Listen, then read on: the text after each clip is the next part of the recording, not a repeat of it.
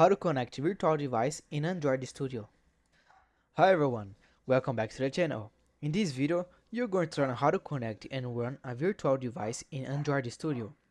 This is perfect if you want to test your Android app but don't have a real phone connected. Let's get started. Step 1.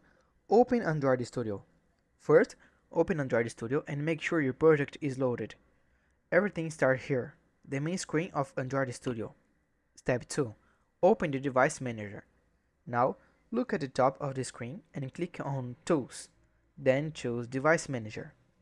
This is where we create and control our virtual devices. Step 3. Create a new virtual device. Next, click Create a Device. Choose a phone model, like Pixel 5 or any other, and click Next. Then, choose the Android version you want to use and click Next again. After that, just click Finish to create the device. Step 4. Start the virtual device. Now, you will see your new virtual device in the list.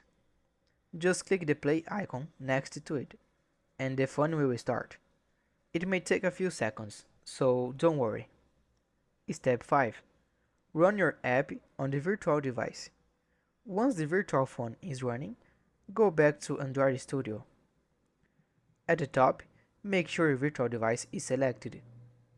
Then, click the Run button, the green triangle, to open your app in the emulator. Tips: if the device is slow, try closing other apps on your computer.